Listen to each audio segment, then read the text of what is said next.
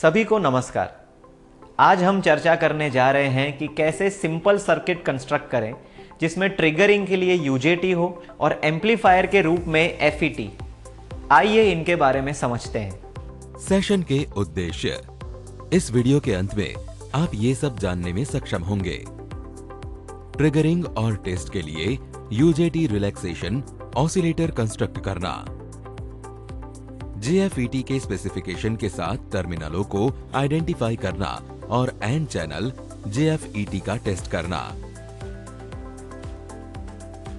जेएफईटी का उपयोग करते हुए एसी वोल्टेज एम्पलीफायर कंस्ट्रक्ट करना और होने वाले बेनिफिट का पता करना, विभिन्न आवृत्तियों पर एम्पलीफायर के बेनिफिट का ग्राफ बनाना। आइए हम इन प्रैक्टिकल कार्यों को करने के लिए इंस्ट्रूमेंट्स और कंपोनेंट्स को कलेक्ट करें। ड्यूअल चैनल ऑसिलोस्कोप 20 मेगाहर्ट्ज एक, पावर सप्लाई यूनिट 0 से 30 वोल्ट्स 2 एम्पियर वेरिएबल एक, फंक्शन जनरेटर 2 से 200 हर्ट्ज एक, general purpose PCB 4x8 centimetre एक, यूजेटी 2N2 646 एक,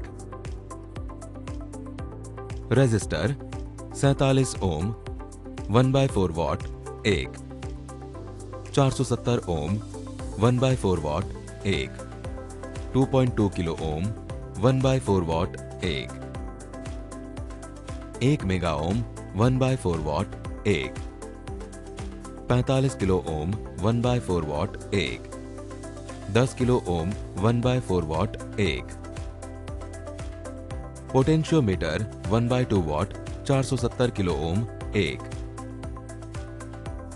कैपेसिटर 0.02 माइक्रोफैराड 25 वोल्ट एक, कैपेसिटर 5.6 नैनोफैराड डिस्क टाइप एक, कैपेसिटर 270 नैनोफैराड एक, capacitor 6.8 microfarad by 24 volt electrolyte एक, JFET BF245B by BFW 10 4,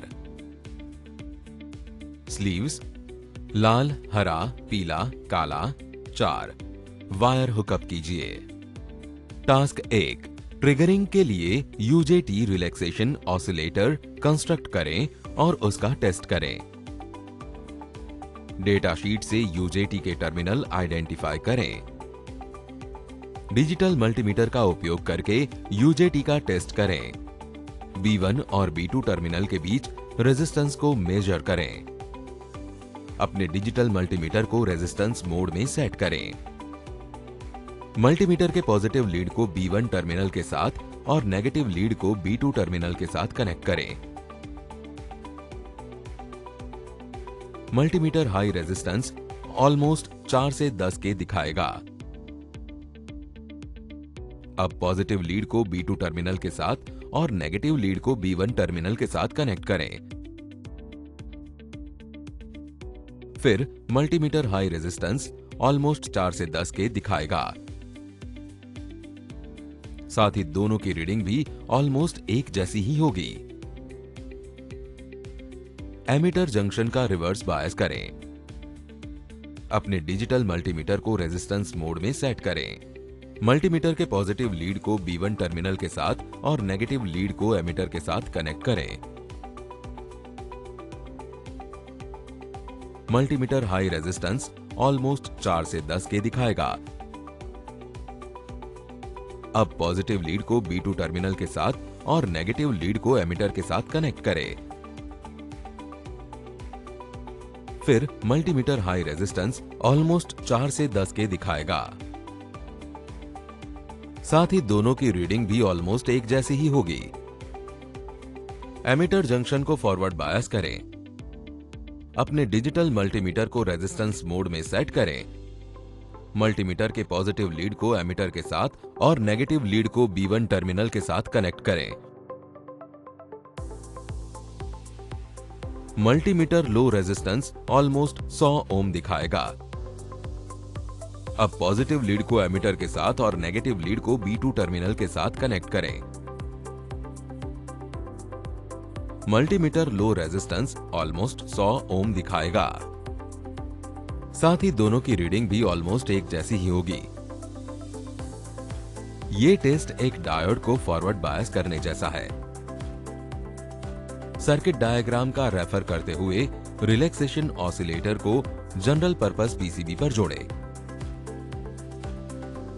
register R4 पर वायर्ड ऑसिलेटर लगाएं। निर्धारित डीसी के साथ सर्किट को एनर्जाइज करें। एमिटर और बेस के बीच सीआरओ का उपयोग कर ट्रिगरिंग पल्स चेक करें और टेबल में इन वेव फॉर्म को स्केच करें। फ्रीक्वेंसी 1/t जहां t सेकंड में टाइम पीरियड है।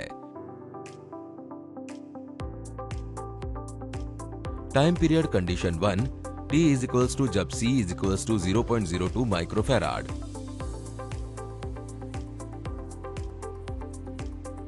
और R2 एक्सट्रीम एंड पर है, यानी R2 is equals to 0। Time second is equals to R1 plus R2 into C,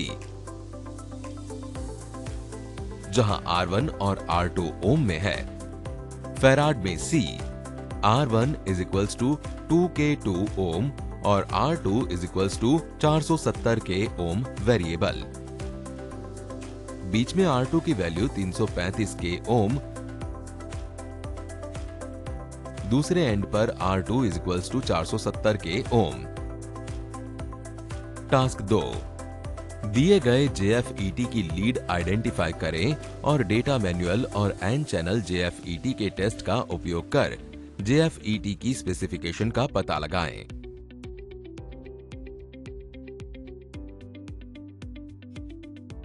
एक JFET लें और JFET के टाइप नंबर को रिकॉर्ड करें और इसे टेबल में इसके लेबल नंबर के सामने लिखें। डेटा मैनुअल को रेफर करें।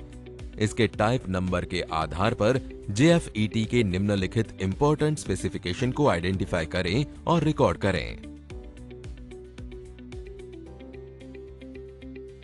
डिवाइस की पोलरिटी N टाइप और P type. Maximum drain source voltage VDS, maximum gate source voltage VGS, maximum drain current ID, maximum forward gate current IG, pinch off voltage ID is equals to 0 पर VP, maximum power dissipation Pmax, package type pin diagram.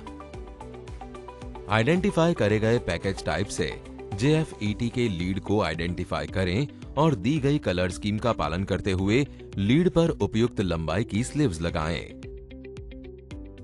Drain लाल, source हरा, gate पीला, shield काला। Ohmmeter या multimeter के टर्मिनलों और internal battery के positive से जुड़े मीटर टर्मिनल में लाल प्रॉब डालें और चार्ट A को रेफर कर इंटरनल बैटरी की काली प्रॉब नेगेटिव को। मीटर को RX 1000 रेंज पर सेट करें। दी गई टेबल रेफर करें और दिए गए JFET का टेस्ट करें। Task 3, AC by FET amplifier का कंस्ट्रक्ट और टेस्ट करें और ग्राफ बनाएं। सर्किट डायग्राम में दिखाए अनुसार N चैनल FET का उपयोग कर एक AC वोल्टेज एम्पलीफायर कंस्ट्रक्ट करें। ब्रेडबोर्ड या जनरल पर्पस PCB पर सर्किट कंस्ट्रक्ट करें। यदि आप जनरल पर्पस PCB पर सर्किट लगा रहे हैं तो ये सुनिश्चित करने के लिए कि ये खराब ना हो जाए, FET के लिए बेस का उपयोग करें। वायर्ड सर्किट को चालू करें। फीड इनपुट 10 किलोहर्ट्ज पर और 100 मिलीवोल्ट के स्टेप में 1 मिलीवोल्ट से 1 वोल्ट के लेवल पर CRO का उपयोग करके संबंधित आउटपुट लेवल को मेजर करें और टेबल में रिकॉर्ड करें।